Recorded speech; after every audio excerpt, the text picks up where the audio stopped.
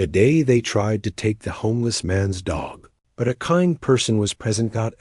Marcus had been living under the overpass for 3 months, but he wasn't truly alone. Beside him, curled up on a piece of old carpet, was Luna, a golden retriever, mixed with soulful brown eyes and a coat that had seen better days. She had found him, not the other way around, appearing one rainy night when Marcus was at his lowest point, as if she knew he needed her more than she needed shelter. Luna didn't care that Marcus smelled like the streets, or that his clothes were torn and dirty. She didn't judge him for the mistakes that had led him here. She simply loved him, unconditionally and completely. That Tuesday morning started like any other. Marcus shared his meager breakfast, a stale donut from the bakery dumpster, with Luna, who wagged her tail as if it were the finest meal she'd ever tasted. The autumn air was crisp, and the sound of morning traffic created a steady rhythm above their heads. Marcus was preparing to venture out for the day, hoping to collect enough aluminum cans to buy Luna some proper dog food, when he heard the voices approaching. "There it is," said a stern female voice. "The dog we've been getting complaints about."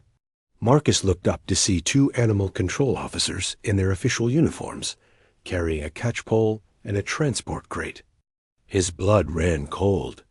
Luna, sensing danger, pressed closer to Marcus's side, a low whine escaping her throat. "Sir, we're going to need you to surrender the animal," the taller officer said, his voice devoid of compassion. "We've received multiple reports about a stray dog in this area. It's a public health concern." "She's not a stray," Marcus said, his voice barely above a whisper. "She's my dog. She's healthy. She's vaccinated.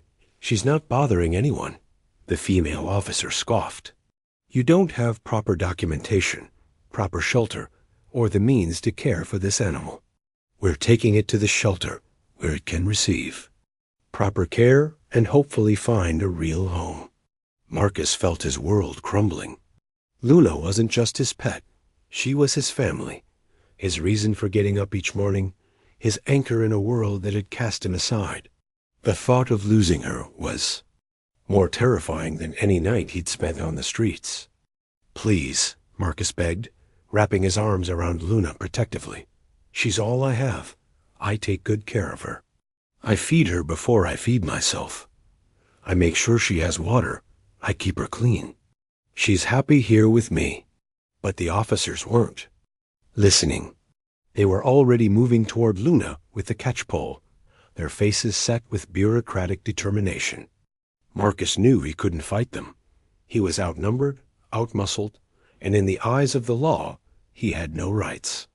Society had already deemed him worthless.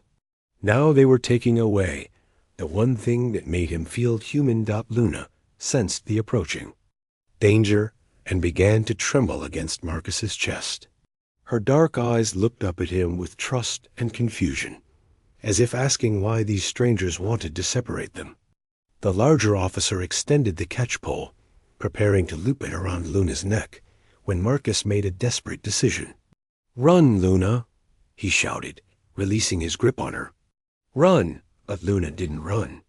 Instead, she positioned herself between Marcus and the officers, her hackles raised, a protective growl rumbling in her chest. She had never shown aggression toward anyone before, but she understood that these people were threatening her human, the man who had given her purpose and love when she needed it most. "The dog's becoming aggressive," the female officer announced, pulling out a tranquilizer gun. "We'll need to sedate it." Marcus felt panic rising in his throat. "No, please, she's not aggressive. She's just scared. She's protecting me because she loves me." The confrontation was escalating quickly. A small crowd of onlookers had gathered, most of them commuters heading to work who stopped to watch the drama unfold. Some looked sympathetic, others seemed annoyed by the disruption to their routine, but none stepped forward to help. Marcus realized he was about to lose Luna, and there was nothing he could do to stop it. The officer raised the tranquilizer gun, aiming it at Luna, who was still positioned defensively in front of Marcus. Time seemed to slow as Marcus watched the officer's finger move toward the trigger. He closed his eyes, unable to bear witness to what was about to happen. "Wait!" a voice called out from the crowd. "What exactly is happening here?" Marcus opened his eyes to see a woman in a tailored business suit pushing through the group of onlookers. She was middle-aged, with silver hair, and the kind of confident bearing that suggested she was used to being in charge. More importantly, she was looking at the situation with the sharp eyes of someone who recognized injustice when she saw it. "Ma'am, this is official animal control business," the male officer said, lowering his weapon slightly. "We're removing a stray dog from the area." The woman looked at Marcus, then at Luna, who was still positioned protectively between them. "That doesn't look like a stray dog to me. That looks like a dog defending her owner. The individual is homeless, the female," officer explained. "He can't provide proper care for the animal. We're taking it to the shelter for its own good." The woman's expression hardened. "I see. And what's your name, officer?" Something in her tone made the officer hesitate. "Officer Janet Morrison, ma'am." "And you are?" "Dr. Sarah Chun, and I'm a veterinarian." She didn't mention that she was also the head of veterinary services for the city's animal welfare department, or that she had the authority to override these officers' decisions. "May I examine the dog before you proceed?" Dr. Chun approached slowly, her movements calm and non-threatening. Luna watched her carefully, but didn't growl or show signs of aggression. When Dr. Chun knelt down and extended her hand, Luna sniffed it cautiously before allowing herself to be petted. "What's her name?" Dr. Chun asked Marcus gently. "Luna," Marcus replied, his voice thick with emotion. "She's been with me for 3 months. She found me, actually. I think she was abandoned, too." Dr. Chun ran her hands over Luna's coat, checking her body condition, her eyes, her ears. What she found contradicted everything the animal control officers had assumed. Luna's coat was clean and well brushed. Her weight was appropriate for her size. Her eyes were clear and bright, and despite living on the streets, she showed no signs of malnutrition or neglect. "This dog is in excellent health," Dr. Chun announced, standing up to face the officers. "She's well cared for, well socialized, and clearly bonded to her owner." "On what grounds are you removing her?" Officer Morrison bristled. "The man is homeless. He can't provide adequate shelter or veterinary care. This is standard procedure." "Standard procedure based on what regulation?" Dr. Chun asked. "Show me the specific law that states homeless individuals cannot own pets." The officers exchanged glances. They had been operating on assumptions and prejudices, not actual legal grounds. In reality, there was no law preventing homeless people from owning pets, as long as those pets were not being abused or neglected. "Furthermore," Dr. Chun continued, "I happen to know that multiple studies have shown that pets provide crucial emotional support to homeless individuals and can actually improve their mental health and motivation to seek services. Taking this dog would be cruel and counterproductive." Marcus couldn't believe what he was hearing. After months of being invisible, of being treated as less than human, someone was standing up for him. Someone was recognizing that his relationship with Luna was real and valuable. "Are you vouching for this individual?" Officer Morrison asked. "I'm vouching for the welfare of this animal," Dr. Chun replied. "And I'm telling you that removing a healthy, well-cared-for pet from a loving owner serves no legitimate purpose. If you proceed with this action, I'll file a formal complaint with the city." The crowd that had gathered was growing larger, and Marcus noticed that several people were recording the confrontation on their phones. The officers were clearly uncomfortable with the attention and Dr. Chun's authority. "There have been complaints," the female officer said weakly. Dr. Chun looked around at the crowd. I'd like to speak with whoever filed these complaints. Is anyone here willing to come forward?" The silence stretched on. Finally, a well-dressed man in his 50s stepped forward. "I called it in," he said. "I drive by here every morning, and I was concerned about the dog's welfare." Dr. Chun nodded. "I appreciate your concern for animal welfare. However, as you can see, this dog is healthy and well cared for. The complaint appears to be based on assumptions rather than actual evidence of neglect." The man looked embarrassed. I just thought living on the streets ... is difficult," Dr. Chun finished. "But that doesn't automatically make someone an unfit pet owner. This man clearly loves his dog and takes good care of her." What happened next surprised everyone, including Marcus. Dr. Chun pulled out her business card and handed it to him. "I want you to bring Luna to my clinic next week for a full checkup. No charge. I'll make sure she's up to date on all her vaccinations and give you a health certificate that shows she's being properly cared for." Marcus stared at the card in disbelief. You ... you do that for me?" "I'd do that for Luna," Dr. Chun replied. "And for you. Everyone deserves to have companionship and love, regardless of their living situation." But Dr. Chun wasn't finished. She turned to address the crowd that had gathered. "I see a lot of people here who are concerned enough to stop and watch. If you're truly concerned about the welfare of homeless individuals and their pets, there are productive ways to help." She gestured to Marcus and Luna. "This man clearly cares deeply for his dog. Instead of calling animal control to separate them, you could donate dog food, blankets, or even just acknowledge their humanity.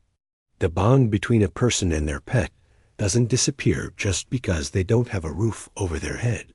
An elderly woman in the crowd stepped forward. "I have 2 dogs at home. I could bring some food and supplies."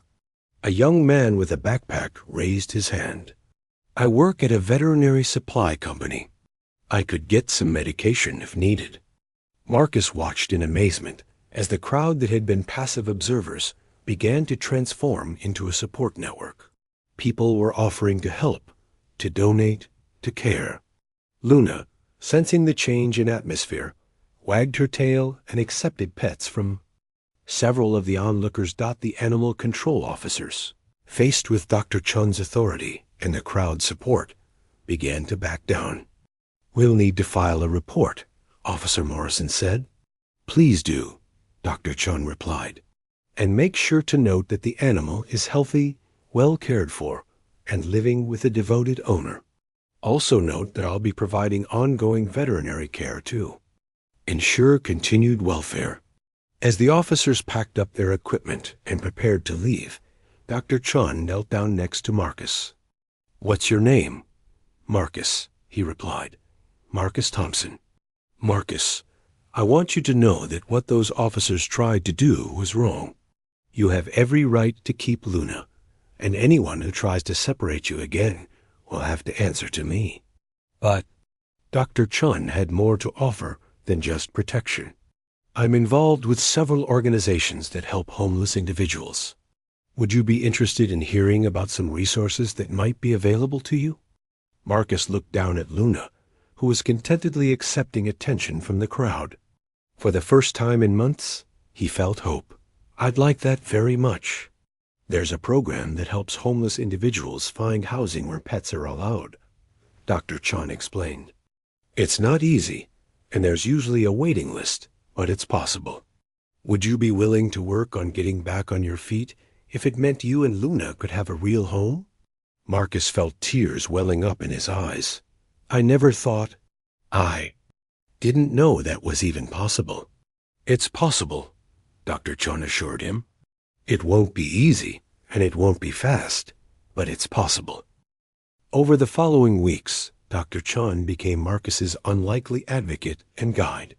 True to her word, she provided Luna with comprehensive veterinary care, including vaccinations, dental cleaning, and a microchip for identification. But more importantly, She connected Marcus with resources he hadn't known existed. The first step was getting Marcus enrolled in a program that provided temporary shelter to homeless individuals with pets. The facility was basic, essentially a large room with cots and privacy curtains, but it was warm, dry, and allowed Luna to stay with Marcus.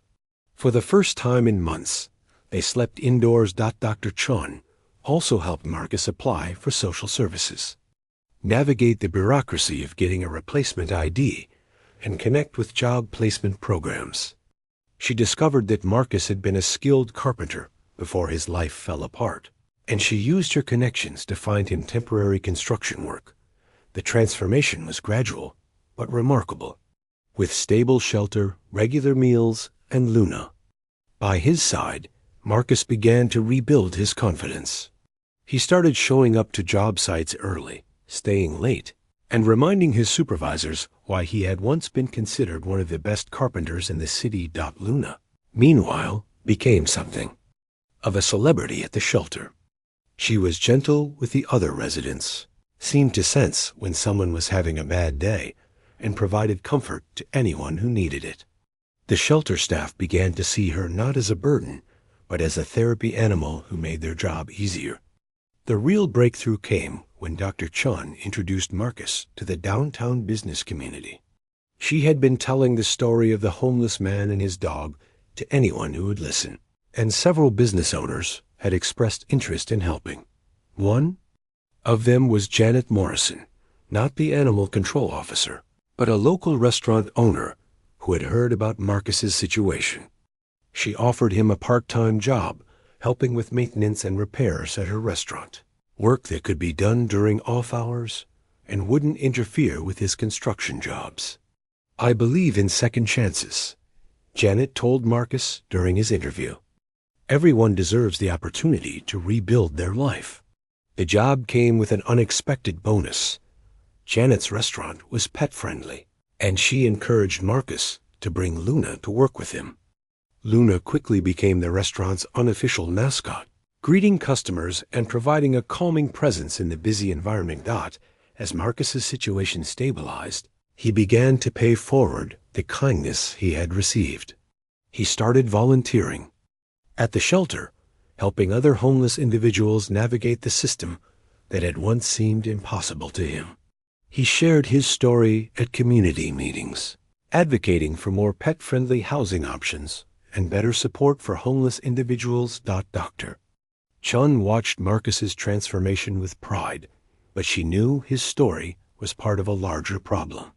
She began working with city officials to change policies that separated homeless individuals from their pets, arguing that the bond between a person and their animal could be a crucial factor in their recovery.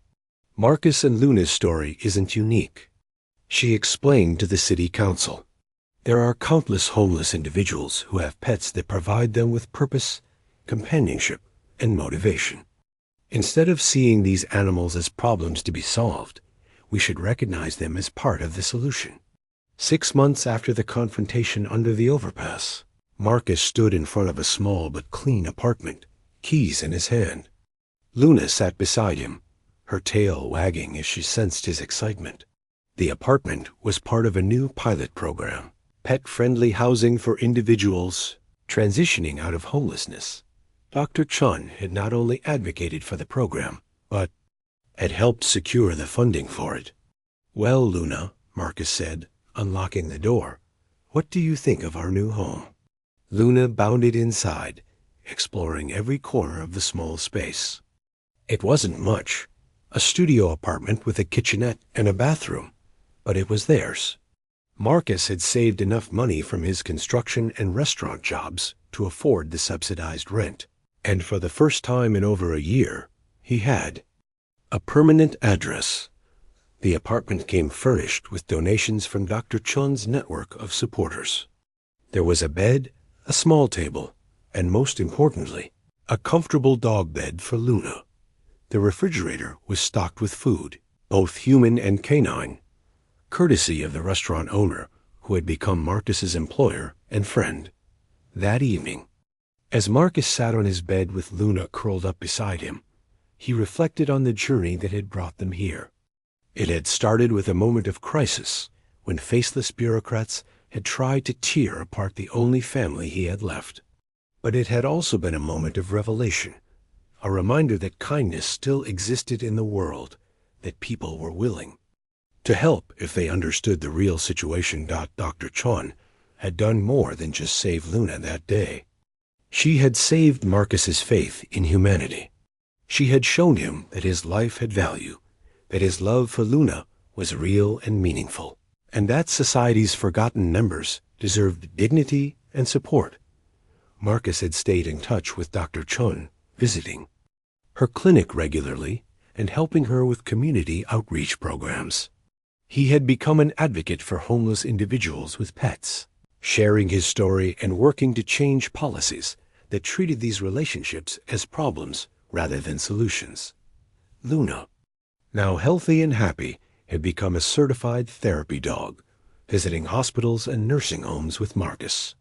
She had a natural ability to comfort people in distress, and her presence helped others in ways that medicine and therapy couldn't achieve.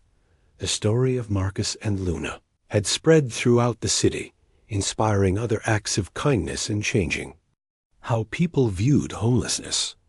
Dr. Chun had documented their journey, using it to advocate for policy changes and funding for programs that kept families, human and animal, together. Marcus's construction business was slowly growing again.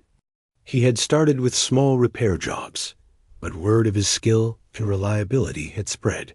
He was saving money, planning for the future, and most importantly, he was no longer invisible. He had become a valued member of his community, someone whose voice mattered and whose story inspired others. As he drifted off to sleep that first night in his new home, Luna's warm presence beside him, Marcus thought about the animal control officers who had tried to separate them. He didn't feel anger toward them anymore, just sadness that they had failed to see what Dr. Chun had recognized immediately, that love doesn't disappear just because someone is homeless, and that sometimes the most important family is the one you choose. The homeless man who had almost lost his dog had found something more valuable than shelter. He had found hope, purpose, and a community that valued him. And it all started because one kind person was present when it mattered most. If this story touched your heart, if it reminded you that every person deserves dignity and compassion regardless of their circumstances, then please subscribe to our channel. We share stories like this every week, real tales of ordinary people showing extraordinary kindness, and how small acts of compassion can transform lives. Hit that subscribe button and join our community of people who believe that everyone deserves a second chance, and that sometimes the most powerful force for change is simply being present when someone needs help most.